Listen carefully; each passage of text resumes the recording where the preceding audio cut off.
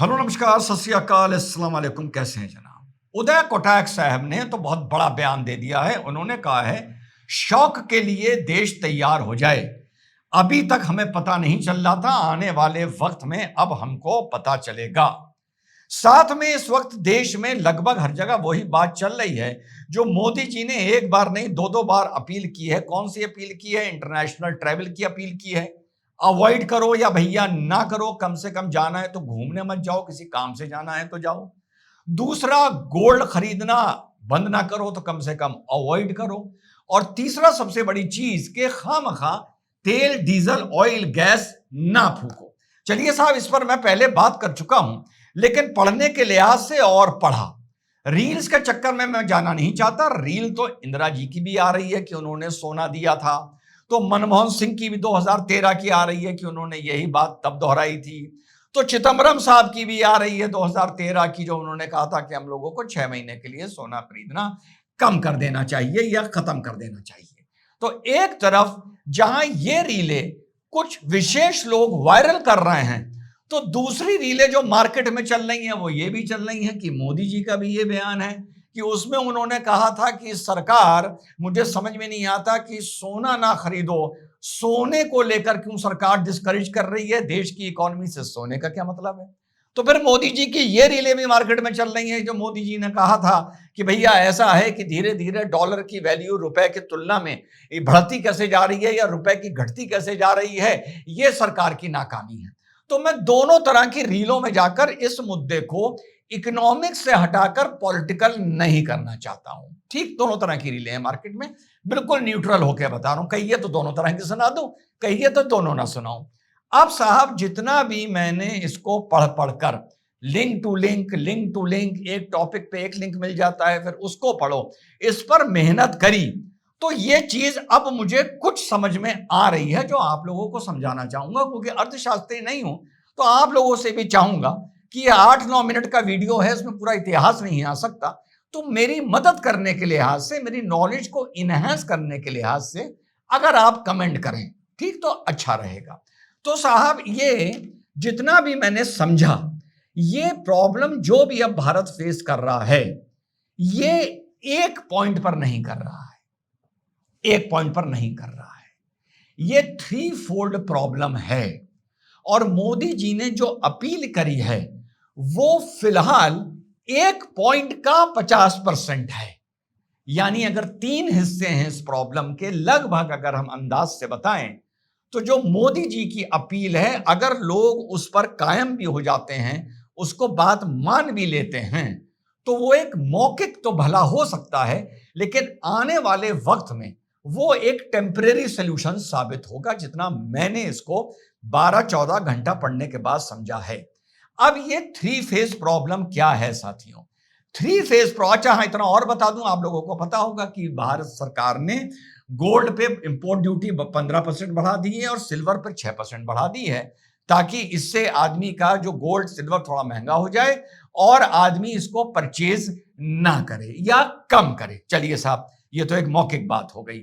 अब जो 3 बिंदु हैं जहां पर भारत फंसता नजर आ रहा है, और वो सिर्फ एक्सटर्नल रीजंस नहीं है, जो ये वॉर चल रही है सिर्फ ये रीजन नहीं है।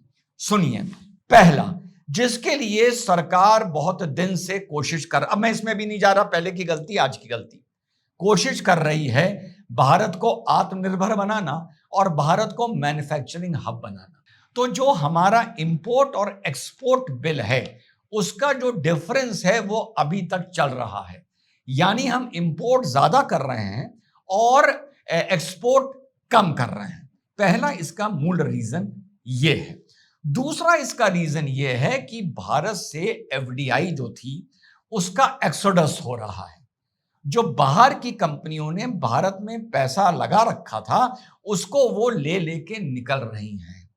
एक रिपोर्ट में पढ़ रहा था कि 2026 के 4 महीने में 1,92,000 करोड़ की एफडीआई का भारत से विड्रॉवल हुआ है, जिसमें सिर्फ मार्च में 1,17,000 करोड़ का, फाइनेंशियल ईयर खत्म होने से पहले भारत का 1,17,000 करोड़ का भारत से विड्रॉवल हुआ था।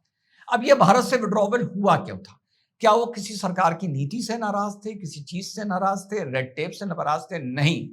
जितनी भी कंपनियां आप उठा के देख लो, गूगल देख लो, अमेज़न देख लो, सब देख लो, ये अपना मार्केट से पैसा उठा कर अपने अलग अलग इन्वेस्टमेंट से एआई की रिसर्च में लगा रही हैं भविष्य को देखते हुए। और एआई में जितना भी पैसा अलग अलग मुल्कों से ये मल्टीनेशनल कंपनीज निकाल रही हैं और ये जो एआई में लगा रही हैं, ये सारा पैसा जापान, ताइवान और साउथ कोरिया, लगभग इन देशों में रिसर्च के लिए जा रहा है, अंडर कोलैबोरेशन रिसर्च के लिए। और भारत एआई की रिसर्च में पीछे रह गया है। अगर भारत ने एआई की रिसर्च में साउथ कोरिया, ताइवान हो गया, इनसे कंधे से कंधा मिला के चला होता, जैसे एक टाइम में आईटी में चला था, तो भारत को यह प्रॉब्लम ना आती। यानी एक तरफ हमारा डॉलर फालतू लग रहा है, जो एक्सपोर्ट और इंपोर्ट का फर्क है उसमें।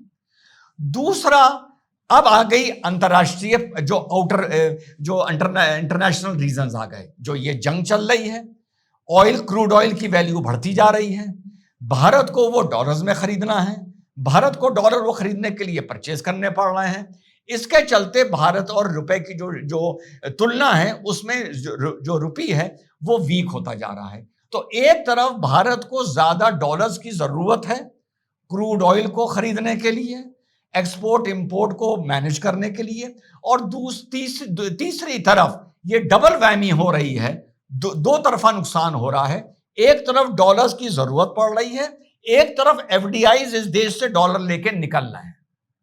तो ये इसका मूल कारण, 3 इसके मूल कारण हैं। और आने वाले वक्त में, एक मैं रिपोर्ट कल ही पढ़ रहा था कि जो एआई है, ये भारत की आईटी इंडस्ट्री को $10 बिलियन पर ईयर का आने वाले 5 साल में नुकसान करने जा रही है। यानी आईटी इंडस्ट्री भारत की, जो एक टाइम पर बिल्कुल चरम पर पहुंच गई थी एआई के चलते, उसका भी साथियों नुकसान हो सकता है या होने जा रहा है।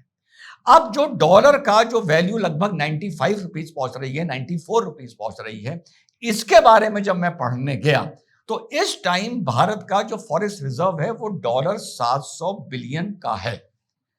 इतने दिन में रुपी और डॉलर की वैल्यू को कुछ स्टेबलाइज करने के लिए रिजर्व बैंक ऑफ इंडिया ने $40 बिलियन फूंक दिया है उसको स्टेबलाइज करने के लिए। यानी बुखार में इतनी पैरासिटामोल ऑलरेडी दे चुका है।